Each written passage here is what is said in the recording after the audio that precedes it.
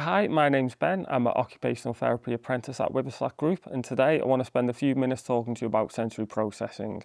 So what it is, why it's important for your child's everyday life, and share with you some practical advice and tips on how to support your child's sensory needs.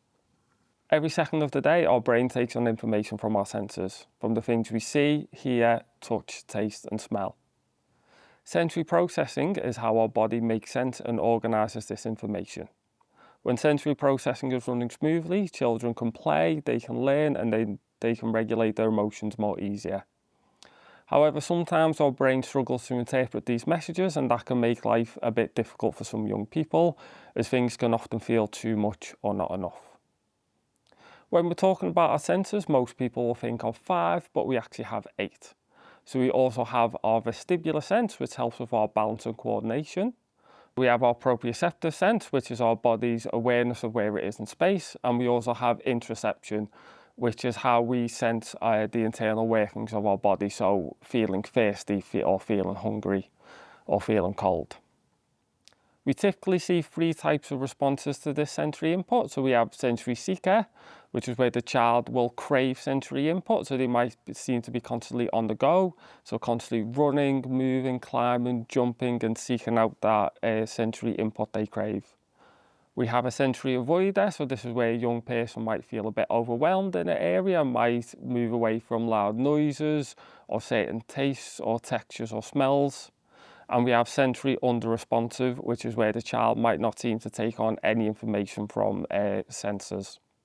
It's important to note that no one fits into one box, so they might be a sensory seeker in one area and a sensory avoider in another. So some practical tips and strategies on how to support your young people. So the first one is to observe. So observe what makes your young person feel calm, what makes them feel regulated, or what makes them feel overwhelmed. By beginning to gather this information and observe your young person, you can then be able to spot patterns. And once we spot these patterns, then we can then move on to my next advice, which is to plan and prepare. So if you've identified what might be a particular tricky situation for that young person, you can start to make plans and prepare around that event.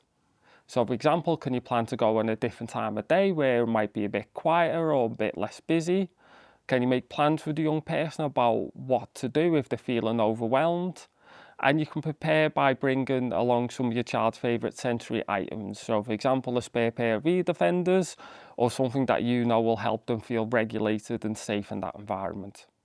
And the last piece of advice is to build in opportunities for sensory input during the day.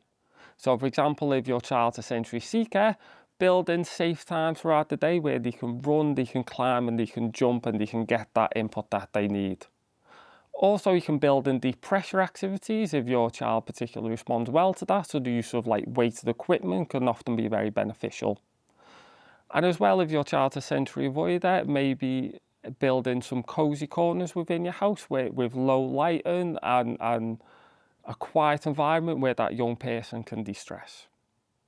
Every young person's sensory profiles are slightly different, and it might take just a bit of detective work to find out what works best for that young person. Thank you for watching this video, and I hope you found it useful.